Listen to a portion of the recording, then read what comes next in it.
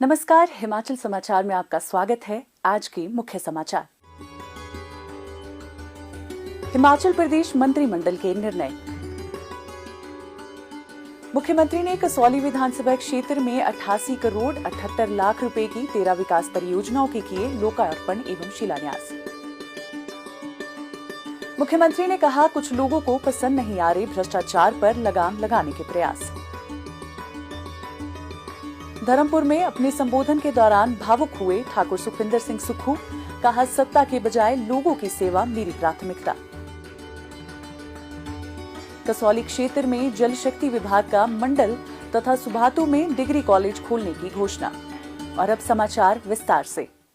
मुख्यमंत्री ठाकुर सुखविंदर सिंह सुक्खू की अध्यक्षता में वीरवार को शिमला में आयोजित प्रदेश मंत्रिमंडल की बैठक में ग्राम पंचायतों एवं नगर निकायों की वित्तीय स्थिति की समीक्षा और प्रदेश सरकार को इस संदर्भ में संस्तुति प्रदान करने के दृष्टिगत 7वें राज्य वित्त आयोग के गठन का निर्णय लिया गया। बैठक में हिमाचल प्रदेश भवन एवं अन्य निर्माण कामगार कल्याण बोर्ड के तहत पंजीकृत 1.5 लाख श्रमिकों, आशा वर्कर, आंगनवाड़ी वर्कर एवं हेल्पर को आयुष्मान भारत योजना के अंतर्गत लाने का निर्णय लिया गया।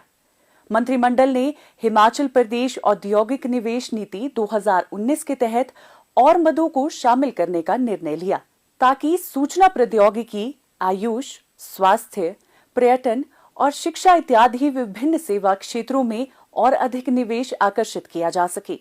मंत्रिमंडल ने श्रीनिवास रामानुजन डिजिटल डिवाइस योजना के अंतर्गत मेधावी विद्यार्थियों को 25,000 रुपए तक की राशि प्रत्यक्ष लाभ हस्तांतरण पद्धति अपनाने को अपनी स्वीकृति प्रदान की।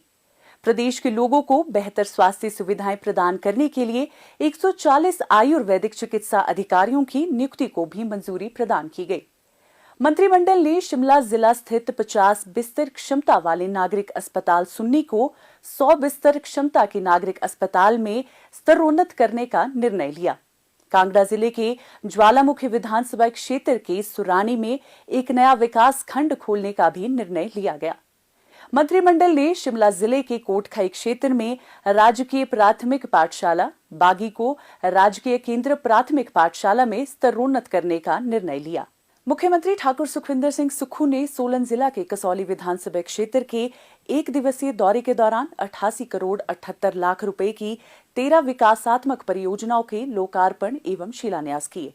धर्मपुर में एक विशाल जनसभा को संबोधित करते हुए मुख्यमंत्री ने कहा कि कांग्रेस के कुछ विधायकों ने अपना ईमान बेच दिया और पार्टी के विरुद्ध जाकर राज्यसभा चुनाव में क्रॉस वोट किया। उन्होंने कहा, जिन लोगों ने क्रॉस वोट के लिए अनैतिक आचरण अपनाया, पार्टी को धोखा दिया, उन्हें कोई दैवीय ताकत भी नहीं बचा सकती। जब बजट पास करने की बारी आई, इन लोगों ने हमारी सरकार को चुराने की कोशिश की। ये बात मैं इसलिए कहना चाहता हूं, भारतीय जनता पार्टी के नेता और जो कांग्रेस के काले नाग थे, उन्होंने अपनी ईमान को बेच दिया और 28 तारीख को बजट पास होना था। 28 तारीख को बजट पास होना था। 27 तारीख को स्पीकर के पास जाकर उन्हें धमकाया गया। और देखिए, जिन काले 6 नागों ने गद्दारी की, वो सड़क रास्ते से नहीं आए। सीआरपीएफ उन्हें मिली, हरियाणा पुलिस उन्हें मिली, हेलीकॉप्टर उन्हें मिले। हेलीकॉप्टर से आए और बजट में अंदर नहीं बैठे, कांग्रेस के पक्ष में बोल नहीं दे बैठे। उस बजट में ये सारी योजनाएं थी जो गरीब के लिए थी, आम आदमी के लिए थी, किसान के लिए थी, कर्मचारियों के लिए थी। 4% का डीए हमने दिया। हमारे महिला कर्मचारी, पुलिस कर्मचारी के जितने भी थे, पुलिस कर्मचारियों को 210 रुपए मिलते थे, डाइट मनी के मैंने 5 गुना बढ़ा कर दिए। ये पैसा कहां से आया? ये उस भ्रष्टाचार पर लगाम लगाई जो भ्रष्टाचारी पतले दरवाजे से भ्रष्टाचार कर रहे थे। पर मैं इन चीजों से घबराने वाला नहीं। आप लोगों का मुझे साथ चाहिए और मैं दावे के साथ कह सकता हूं, आने वाले 4 वर्षों में, 5 वर्षों में हम हिमाचल को आत्मनिर्भर प्रदेश बनाएंगे और 10 वर्ष में हिंदुस्तान का सबसे अमीर राज्य बनाएंगे। उन्होंने कहा कि आम लोगों को लाभ पहुंचाने के लिए वर्तमान राज्य सरकार ने बिना किसी मांग के अनेक कल्याणकारी योजनाएं शुरू की हैं, जो शायद भाजपा को पसंद नहीं आई। अपने पहले बजट में राज्य सरकार ने भ्रष्टाचार पर लगाम कसने के प्रयास किए, जबकि इस बार दूसरे बजट में आम लोगों के लिए कई प्रावधान किए गए हैं। उन्होंने कहा कि न्यूनतम दिहाड़ी बढ़ाकर 400 रुपए की, विधवा महिलाओं के बच्चों की उच्च शिक्षा का खर्च उठाने के लिए राज्य सरकार योजना लाई तथा दूध का न्यूनतम समर्थन मूल्य बढ़ाया। मुख्यमंत्री बनने के बाद मेरा क्या दायित्व था?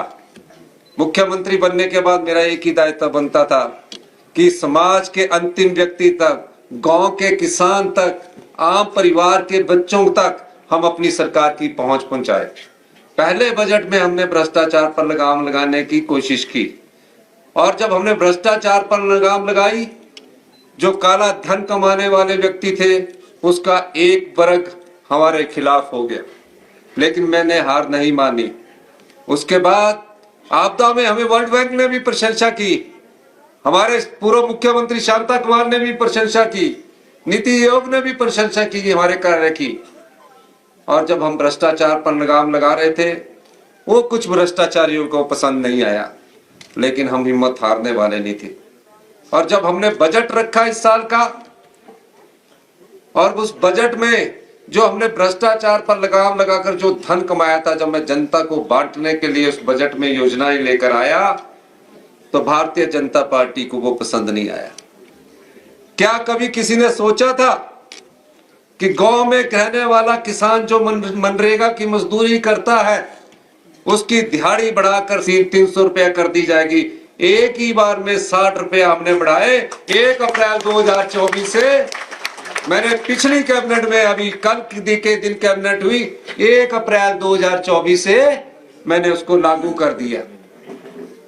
क्या किसी ने सोचा था कि जो अनाथ बच्चे थे, जो अपनी माता को खो चुके थे, जो अपने पिता को खो चुके थे, उन बच्चों की भी कोई सुध लेगा?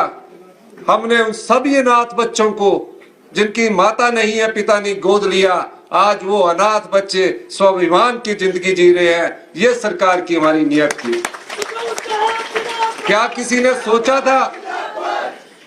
तकरीबन 1 लाख के करीब हमारी बहनें विधवा हो चुकी हैं, उनके बच्चे, कई ऐसी महिलाएं हैं जिनके बच्चे पढ़ने में बहुत मेरिटोरियस है, नीट में सिलेक्ट हो चुके हैं, IIM में जाना चाहते हैं, अच्छी पढ़ाई करना चाहते हैं, लेकिन उस बहन का पति जब गुजर गया, उसके लिए, उन बच्चों की पढ़ाई के लिए भी पैसा नहीं था।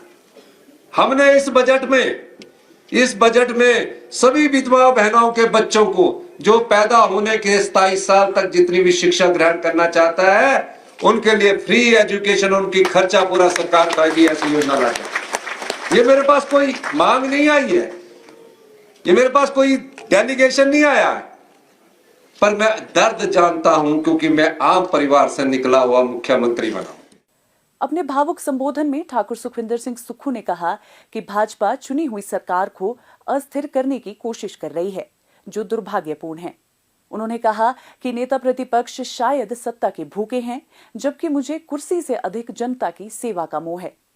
मुख्यमंत्री ने कहा कि जीवन भर उन्होंने संघर्ष किया, मुसीबतों का डटकर सामना किया है। वर्तमान राज्य सरकार 5 वर्ष का कार्यकाल अवश्य पूरा करेगी। मैं आपको एक बात कहना चाहता हूं, जीवन में मैंने संघर्ष किया है, कांग्रेस पार्टी की 40 साल से सेवा की है, और कांग्रेस पार्टी की 40 साल सेवा करने के बाद जब माननीय राहुल गांधी जी ने मुझे आशीर्वाद दिया कि आप प्रदेश के मुख्यमंत्री बनेंगे, तो उन्होंने मुझे कहा, राहुल गांधी जी ने, कि आपने गांव के आम व्यक्ति की सेवा करनी है, गरीब तक अपनी पहचान पहुंचानी है, ईमानदारी से सेवा करनी है, आम व्यक्ति का शोषण नहीं होना चाहिए। ये हमारे नेता राहुल गांधी जी के विचार थे। आज जिन लोगों ने धोखा दिया है, भगवान भी उनके साथ नहीं है। मैं ये कहना चाहता हूं कि आज हम आम लोगों के लिए उठकर आए हैं। आने वाला वक्त आपका है, गरीब आदमी का है, आम व्यक्ति का है। और मैं जानता हूं कांग्रेस पार्टी में कुछ काले नाग आए दिन कांग्रेस की विचारधारा को डसने लगे हुए हैं। कांग्रेस गरीबों की पार्टी है, आम लोगों की पार्टी है, महिलाओं के सम्मान की पार्टी है, युवाओं को रोजगार देने की पार्टी है। मुख्यमंत्री ने कहा कि 14 माह के कार्यकाल में प्रदेश की आर्थिक स्थिति को सुदृढ़ करने का सरकार ने प्रयास किया। पिछले वर्ष प्राकृतिक आपदा के कारण हजारों घर पूरी तरह से क्षतिग्रस्त हुए। आम परिवार की भावना को अच्छी तरह से जानता हूं, क्योंकि मैं स्वयं आम परिवार से आया हूं। इसलिए नियमों को बदलकर आपदा में 1,30,000 रुपए की आर्थिक सहायता को बढ़ाकर 7 लाख रुपए किया गया। मुख्यमंत्री ने कसौली विधानसभा क्षेत्र में जल शक्ति विभाग का मंडल तथा सुबाथू में डिग्री कॉलेज खोलने की घोषणा की। उन्होंने कहा कि जहां विधायक जमीन उपलब्ध करवाएंगे, वहां खेल का मैदान बनाया जाएगा तथा इसके लिए समुचित धन उपलब्ध करवाया जाएगा। हिमाचल समाचार